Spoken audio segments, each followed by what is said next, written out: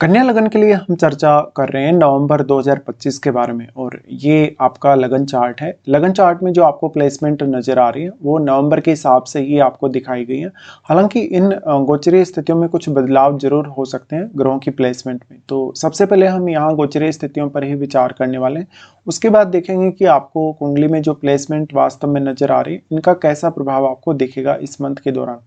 सबसे पहले गोचरीय स्थिति में हम सूर्य की स्थिति को देखेंगे। सूर्य 16 नवंबर तक तुला राशि में गोचर कर रहे हैं और इसके बाद ये अपना राशि परिवर्तन कर लेंगे और वृश्चिक राशि में चले जाएंगे। बुध का गोचर अभी वक्री कंडीशन में हो रहा है और ये वृश्चिक राशि में है। 10 नवंबर से 29 नवंबर तक ये वृश्चिक में वक्री रहने वाले हैं। शुक्र अभी 2 नवंबर से तुला में आ जाएंगे अपने स्वयं के घर में और 26 नवंबर से वो फिर से अपना राशि परिवर्तन करके वृश्चिक में आ जाएंगे। मंगल अभी वृश्चिक में ही है जहां वो अपने स्वयं के हाउस या अपने घर में ही है। बृहस्पति कर्क राशि में आए हैं कुछ समय के लिए, तो आपको कर्क राशि में ही दिखाई देंगे। शनि फिलहाल मीन राशि में गोचर कर रहे हैं वक्री कंडीशन में और 28 नवंबर तक इनका वक्री काल रहने वाला है। चंद्रमा 1 नवंबर को आपको कुंभ राशि में देखने को मिलेंगे। वहीं राहु का गोचर फिलहाल कुंभ राशि में है और केतु सिंह राशि में गोचर कर रहे हैं। अब हम देखेंगे वास्तव में जो प्रभाव है आपको ये मंथ में कैसा रहने वाला है। सबसे पहले यहाँ लग्नेश से स्टार्टिंग करते हैं। लग्नेश आपके बुध हैं और वो आपके 10th लॉर्ड भी हैं।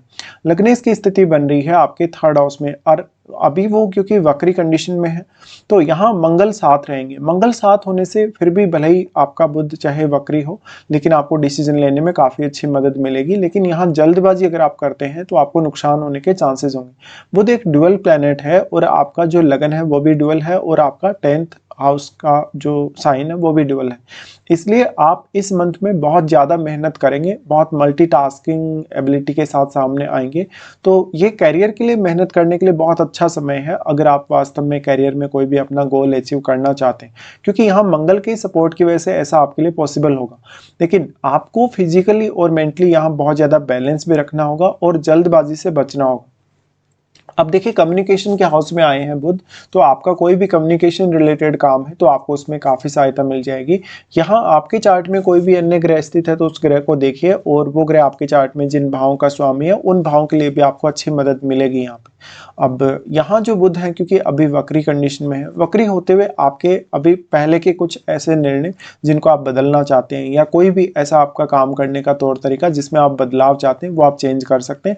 इनका दृष्टि यहाँ आपके नवम पर रहेगा दोनों का सम्मिलित रूप से। तो आपको नवम भाव से संबंधित आपके जितने भी कार्य हैं जैसे फॉरेन टूर करना है, हायर स्टडीज के लिए कुछ प्लान करना है या अपना कोई भी अन्य कार्य जो 9th हाउस से जुड़ा उस मामले में आपको हेल्प मिल जाएगी। अगर हम देखें तो बुध वास्तव में आपको कैरियर के मामलों में यहाँ बहुत ज़्यादा अच्छे साबित होंगे क्योंकि वो 10th लॉर्ड होकर यहाँ आ रहे हैं। तो आप अब अपनी कितनी ज़्यादा क्षमता का यहाँ प्रयोग कर सकते हैं कैरियर में आगे बढ़ने के लिए।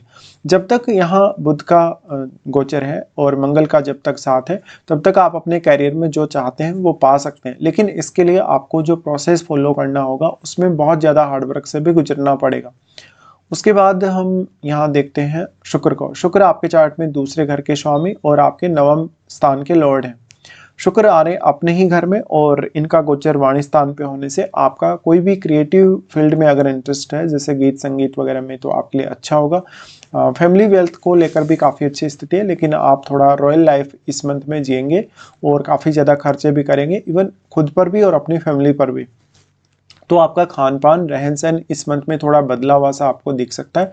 अगर आप कोई भी ऐसे कार्य में जुड़े हैं जहां पर आपका शुक्र से रिलेटेड कोई भी बिजनेस है, मिठाई वगैरह का बिजनेस है, कोई आपका होटल वगैरह है, कोई आपका अन्य कोई ऐसा कार्य है तो आपको काफ़ी मदद मिल जाएगी। अब उन लोगों के लिए जिनका शुक्र बहुत मजबूत स्थिति में है चार्ट में, उनके हाथ में कहीं ना कहीं से इनकम होगी या पैसा आएगा। इसके साथ साथ आप मान लो अपनी फैमिली के साथ एंजॉय करना चाहते हैं तो ये एक अच्छा समय होगा। लेकिन थोड़ा वाणी पर जो प्रभाव है वो क्योंकि यहाँ सूर्य नीच की स्थिति में आ गए तो वाणी की वजह से कुछ कुछ दिक्कतें आपको हो सकती हैं कुछ रिलेशंस को लेकर। शुक्र यहाँ क्योंकि अब वो नवम स्थान के स्वामी तो आप अपनी फैमिली के साथ कहीं लंबे टूर पे जाना चाहें तो आप जा सकते हैं। शुक्र और सूर्य दोनों का ही प्रभाव अष्टम पर पड़ेगा। अष्टम भाव से संबंधित नॉलेज हासिल करने के लिए और अष्टम भाव को एक्सप्लोर करने के लिए ये स्थिति काफ़ी अच्छी मानी जा सकती है। फिर यहाँ से शुक्र अपना राशि परिवर्तन कर लेंगे और 3rd में आ जाएंगे। 3rd में जैसे ही शुक्र आएंगे काफ़ी ज़्यादा क्रिएटिविटी बढ़ेगी आपकी, आपका टैलेंट काफ़ी ज़्यादा बढ़ेगा और इनकी ये स्थिति जो बन रही है शुक्र की 26 नवंबर से ये आ रहे हैं 3rd में। अब थर्ड हाउस में क्योंकि मंगल ऑलरेडी है तो आपकी कामुकता में भी वृद्धि होगी और आपको लंबी यात्राएं करने में ज़्यादा मदद मिल पाएगी यहाँ पे। उसके बाद हम देखते हैं मंगल को। मंगल थर्ड लॉर्ड और आपके चार्ट में 8वें घर के लॉर्ड हैं, अभी थर्ड हाउस में ही गोचर कर रहे हैं इस मंथ में। देखिए थर्ड का मंगल है तो आपको एनर्जी बहुत ज़्यादा प्रोवाइड कर रहा है और आपका लग्नेश भी यहाँ साथ है, तो आपका फिजिकली और मेंटली अब किसी भी काम के लिए कितना ज़्यादा फोकस है, कितना ज़्यादा आप अपना एफर्ट कर पा रहे हैं, इस पर आपको ज़्यादा से ज़्यादा ध्यान देना होगा। मंगल यहाँ पे हैं तो मुख्य रूप से अपने भाई बहनों, रिलेटिव्स के साथ या जो भी लोग आपके साथ जुड़े हैं, आपके नियर बाई जो भी लोग हैं, उनके साथ बेहतर रिश्ता रखने की कोशिश करेगा।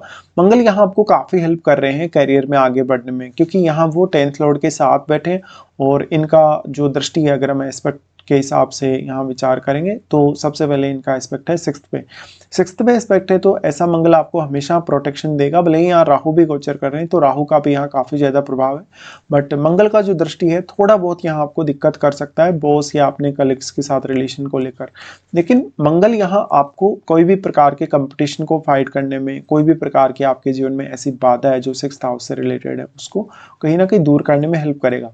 अगर आपने कोई भी ऐसा रिस्की डिसीजन लिया हुआ, जैसे आपने लोन वगैरह लिया हुआ है या आपने कोई भी ऐसा काम किया है जिसमें आपको बहुत ज़्यादा रिस्क है आने वाले समय में, ऐसे कार्यों में अब आप काफ़ी जल्दी डिसीजन ले सकेंगे और उन कार्यों में आने वाली जो समस्या है उनसे आप बच सकेंगे। मंगल का प्रभाव नवम पर है, नवम पर मंगल का प्रभाव है तो नवम भाव काफ़ी ज़्यादा एक्टिवेट हो जाएगा। मंगल काफ़ी फायरी है तो आपके नवम भाव से जुड़े हुए कार्य बनेंगे, लॉन्ग डिस्टेंस टूर वगैरह है, आपका कोई भी अन्य पर्पज़ है नवम भाव को लेके तो वो भी आपका पूरा होगा। यहाँ पे फिर मंगल का प्रभाव है 10th पे। 10th पे इनका प्रभाव सबसे ज़्यादा इंटरेस्टिंग है जब वो यहाँ 10th लॉर्ड के साथ ही बैठे हैं आपके थर्ड हाउस में, तो ये करियर के मामलों में आपको ज़्यादा से ज़्यादा हेल्प करेगा। आप अगर कोई भी अपना टारगेट लेके करियर में आगे बढ़ रहे हैं तो वो टारगेट अचीव होने की संभावना काफ़ी ज़्यादा बढ़ जाएगी यहाँ पे। उसके बाद गुरु के बारे में विचार करेंगे। गुरु बहुत ही अच्छी पोजीशन पे आ रहे हैं और हालांकि ये कुछ ही समय के लिए हैं और इनकी स्पीड अभी काफ़ी ज़्यादा है, तो 4th लॉर्ड और 7th लॉर्ड होके गुरु आ रहे हैं आपके 11th हाउस में इस मंथ में। तो 11th हाउस में क्योंकि ऑलरेडी ये प्रवेश कर चुके हैं, इसलिए आपको अपने धन के स्रोतों पर ज़्यादा से ज़्यादा ध्यान देना चाहिए। आपका कोई भी बिजनेस है या बिजनेस में पार्टनरशिप वगैरह के लिए जाना चाहते हो, या आपका यहाँ पे आप देखिए क्या शुक्र जैसा प्लेनेट स्थित है या नहीं, या चंद्रमा जैसा प्लेनेट आपके 11th में स्थित है नहीं, तो आपको इनके लिए देखना होगा। अगर ये प्लेनेट यहाँ स्थित है तो गुरु का सपोर्ट आपको और भी ज़्यादा अच्छे से मिल पाएगा। गुरु आपके चार्ट में यहाँ आपकी अपेक्षाओं को पूरा करने में अच्छा रोल निभाएंगे, लेकिन ये उच्च की स्थिति में है। अगर आपका चार्ट में जो गुरु है वेल प्लेस्ड है तो ऐसा गुरु आपको काफ़ी लाभ देगा। लेकिन 11वें घर का गुरु है तो एक थोड़ी समस्या भी कभी कभी ये आती है कि आप दूसरे लोगों पर बहुत ज़्यादा दया दिखा देते हैं, आप हर किसी को सपोर्ट कर देते हैं, आप हर किसी को कोई ना कोई ऐसा मामले में धन या अन्य मामलों में कोई सपोर्ट कर देते हैं, तो वो आपका जो सपोर्ट दिया हुआ है दूसरे को, वो वैसा सपोर्ट आपको फिर वापस नहीं मिल पाता, या किसी को आपने उधार पैसे दे दिए वो भी आपके पास लौट कर वापस नहीं आ पाते। तो इस मामले में थोड़ा आपको ध्यान देना होगा। गुरु यहाँ पे 4th लॉर्ड होके 11th में जा रहे हैं तो आपको अपनी मदर से फायदा हो सकता है और अपने जीवन साथी से भी। यहाँ पे अब क्योंकि गुरु 7वें घर के भी लॉर्ड है, 7वें घर के लॉर्ड होने की वजह से इस समय आप अपना कोई भी बिजनेस स्टार्ट करना चाहें, अपना कोई भी अन्य इस प्रकार का कोई भी इनकम सोर्स आप खोजना चाहें तो वो आप कर पाएंगे। साथ में देखिए 11वां गुरु है तो आपके प्रसिद्धि के लिए, आपके लोगों के साथ कनेक्टिविटी के लिए अच्छा होगा। और अगर बुध का प्रभाव भी हुआ तो आप मार्केटिंग काफ़ी अच्छी कर पाएंगे, लोगों के साथ एक अच्छा कनेक्टिविटी बना पाएंगे, एक अच्छी बॉन्डिंग बना पाएंगे और इससे आपको अपने बिजनेस को आगे बढ़ाने में मदद मिलेगी।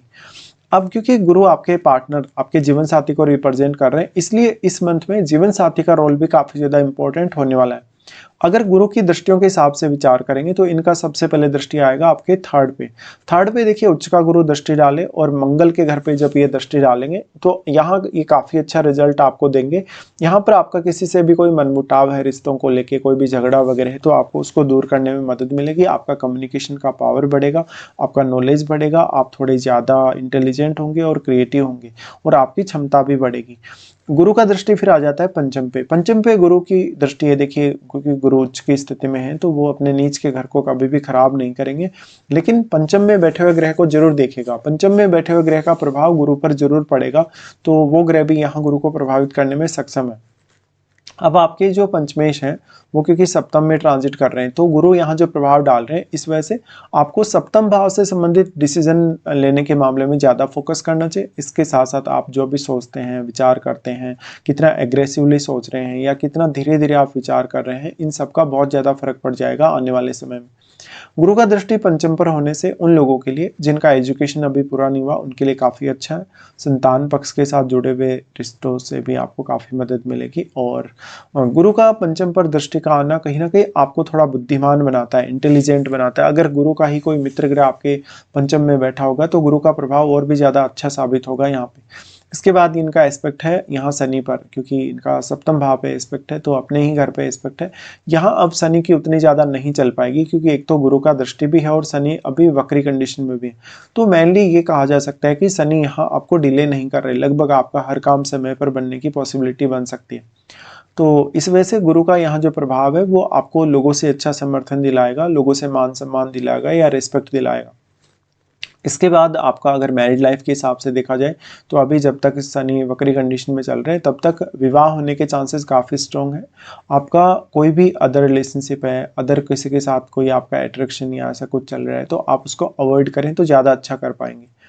इसके बाद हम देखते हैं शनि को। शनि आपके चार्ट में पंचमेश और छठे घर के स्वामी, फिलहाल ये वक्री कंडीशन में चल रहे हैं, तो आपके कोई भी पंचम भाव से संबंधित या आपके छठे भाव से संबंधित जो पेंडिंग काम है उनको पूरा करने के लिए देखिएगा। सप्तम का शनि है तो जीवन साथी आपके प्रति बहुत ज़्यादा कहीं ना कहीं सपोर्टिव नजर आएगा और आपकी लाइफ में वो अपना बड़ा योगदान करेगा और काफ़ी सीरियस दिखेगा आपको। शनि का यहाँ प्लेसमेंट होने से दूसरे लोग आपको अच्छे से जज कर पाएंगे, भले ही आप कैसी भी प्रवृत्ति रखते हो, लेकिन दूसरों से अच्छा समर्थन और मान सम्मान जरूर मिल जाएगा। शनि लेकिन आपको मैरिज और अपने रिलेशनशिप के लिए बहुत ज़्यादा प्रैक्टिकल और बहुत ही ज़्यादा सीरियस बनाने वाले हैं, तो शनि का यहाँ गोचर करना थोड़ा बहुत आपको मनमुटाव ला सकता है जीवन साथी के साथ। फिर इनका दृष्टि है नवम पर। अब नवम पर शनि का दृष्टि होगा और अपने मित्र शुक्र के घर पे दृष्टि होगा, तो शनि यहाँ आपको कोई भी विशेष नुकसान नहीं करने वाले। लगभग वो आपके हर कार्य में आपकी मदद ही करेंगे और वो आपको डिले भी नहीं करेंगे। शनि का दृष्टि लगन पर होने से आप बहुत ज़्यादा डिसिप्लिन में रहने की कोशिश करेंगे। हमेशा आपसे अगर कोई गलती हो भी जाती है तो उस गलती को सुधारने की भी पूरी कोशिश आप रखेंगे। फिर इनका दृष्टि आ जाता है फोर्थ पे। देखिए फोर्थ पे इनका दृष्टि का आना और सप्तम में बैठ के जब इस तरीके से दृष्टि डालें तो ये बहुत ज़्यादा जिम्मेदारियां लाने वाला होगा फैमिली के लिए। फैमिली के मामलों में आपको काफ़ी बिजी रहना पड़ सकता है यहाँ पर शनि की दृष्टि की वजह से।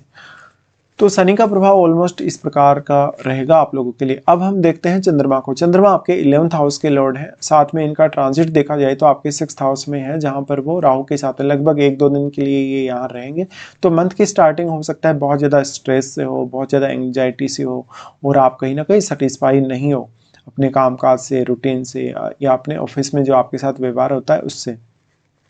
चंद्रमा यहाँ थोड़ा सा स्ट्रगल दिखा रहे हैं और थोड़ा इल्यूजन भी, तो आप यहाँ इस समय लगभग शुरुआती 2 दिन में कोई भी गलत फैसला करने से बचें।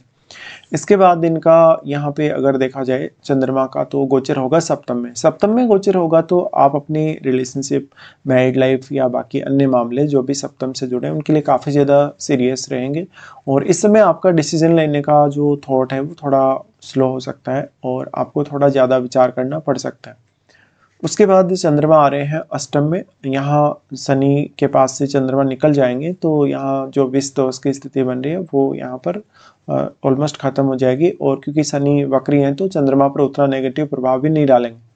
अब अष्टम में चंद्रमा आ रहे हैं तो इमेजिनेशन अच्छी होगी, सिक्स सेंस अच्छा होगा और आपको इनकम होने के चांसेस भी बढ़ेंगे।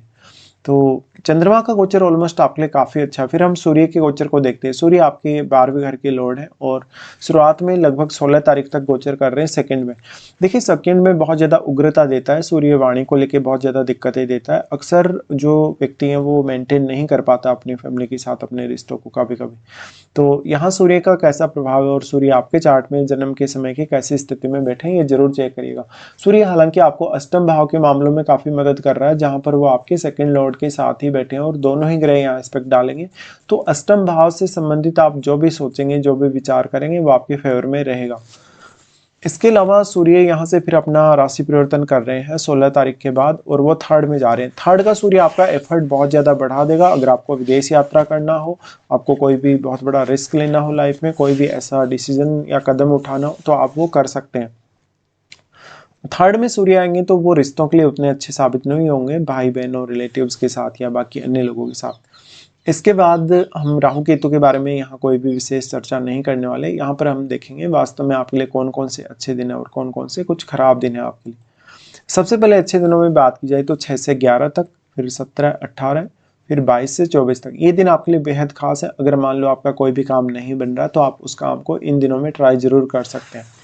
इसके बाद देखेंगे कौन कौन से आपके लिए कुछ खराब दिन भी हैं। जब चंद्रमा गोचर करेंगे कुंभ में तो 27 और 28 को ऐसी स्थिति बनेगी जहां पर आपका रूटीन वर्क बहुत ज़्यादा खराब रहेगा, डेली लाइफ का स्ट्रेस आपके ऊपर काफ़ी ज़्यादा हो सकता है। 27 और 28 को आपने किसी की मदद की, चाहे किसी भी वे में की हो, पैसे से की हो या किसी भी तरीके से इमोशनली सपोर्ट करके किसी की मदद की हो, तो उस मामले में आपकी स्थिति काफ़ी बेटर दिखेगी आपको। फिर चंद्रमा आ रहे हैं एरीज में। एरीज में 4 और 5 को ये रहेंगे। ये समय बहुत ज़्यादा स्ट्रेस वाला है, बहुत ज़्यादा एंग्जाइटी वाला है, तो यहाँ पर भी आपको थोड़ी सावधानी रखनी होगी। चंद्रमा जब आपके 12वें घर में गोचर करेंगे तो 12 से 14 तक इनकी ये स्थिति बनेगी। 12 से 14 तक में देखा जाए तो आपके बहुत सारे ऐसे खर्चे जो काफ़ी पेंडिंग पड़े वो होने की संभावना है, और आपका गलत डिसीजन कोई भी हो जब पैसे को लेके, घर वगैरह को लेके, प्रॉपर्टी वगैरह को लेके हो सकता है। तो ये कुछ डिस्टर्ब करने वाले दिन है आपके लिए। तो फिलहाल यहाँ पर आपको वीडियो देखने के लिए धन्यवाद।